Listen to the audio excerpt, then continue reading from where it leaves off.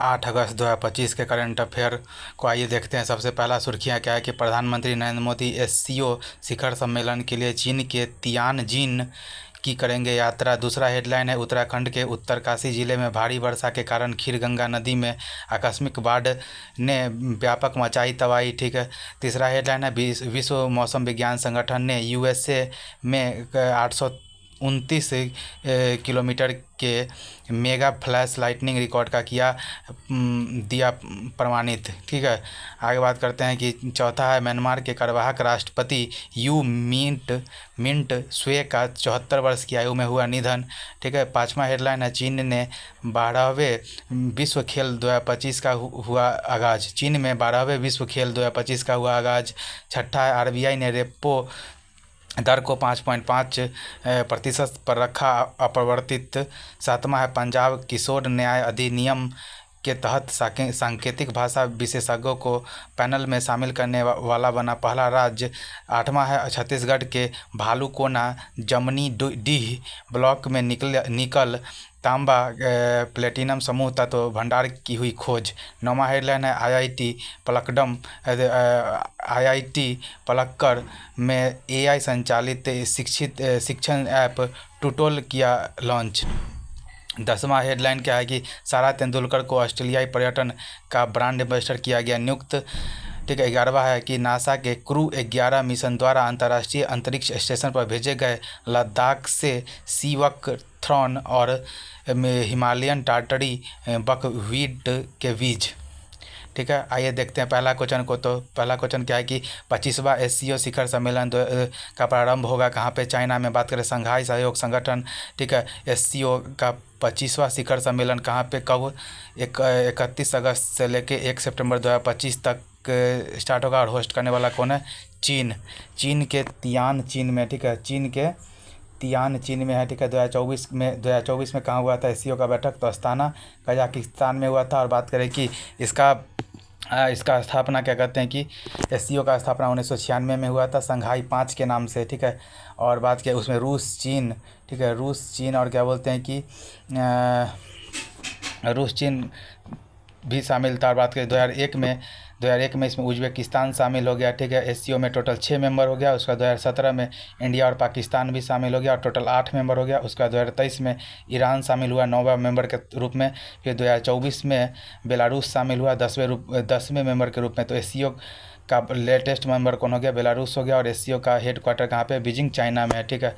आगे बात किया जाए तो एससीओ का पर्यवेक्षक सदस्य कौन है? तो अफगानिस्तान है और मंगोलिया है। ठीक है। आगे बात करते हैं कि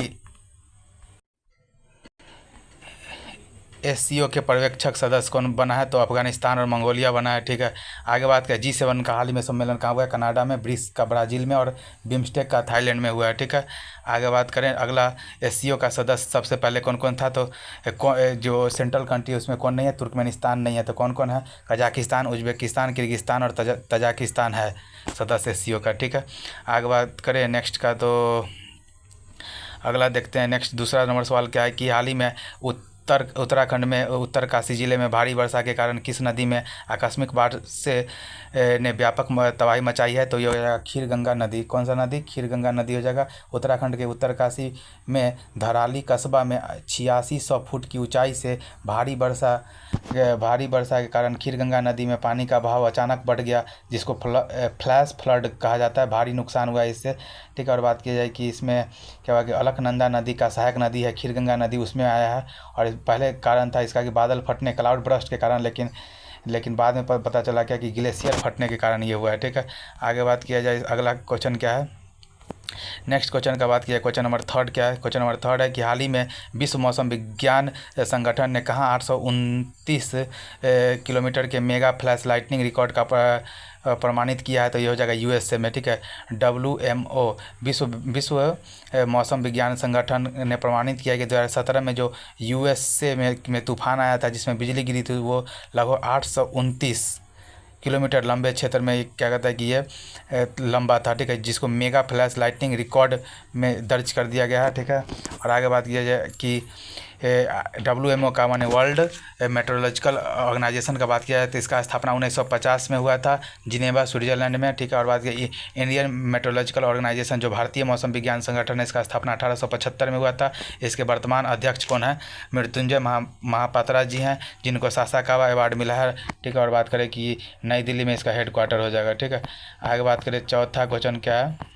चौथा क्वेश्चन है कि हाल ही में किस देश के कार्यवाहक राष्ट्रपति यू मिंट स्वे का 74 वर्ष की आयु में निधन हो गया? तो म्यांमार के, तो यू मिंट स्वे का बात की जाए तो म्यांमार के कार्यवाहक राष्ट्रपति जिनके 2021 से लेकर अब तक थे, उनका निधन हो गया। 2016 में वह उपराष्ट्रपति भी बने थे। और म्यांमार का बात किया जाए तो म्यांमार से लगने वाला भारत का 4 राज्य कौन कौन है? तो अरुणाचल प्रदेश होगा, अरुणाचल प्रदेश, नागालैंड, मणिपुर, मिजोरम हो जाएगा, ठीक है। और बात किया जाए कि म्यांमार गोल्डन पेगोडा कंट्री यही है। भूकंप, ठीक है, भूकंप अभी हाल ही में यहाँ पे आया था, उसके लिए क्या बोलते हैं ऑपरेशन ब्रह्मा यहाँ चालू किया गया था। नापीता यहाँ का राजधानी हो गया। क्यात यहाँ का करेंसी है। इरावती नदी यहाँ पे बहती है और शान का पठार म्यांमार में है, ठीक है। और अराक्यो नामा पर्वत भी यहाँ पे म्यांमार में ही है, ठीक है।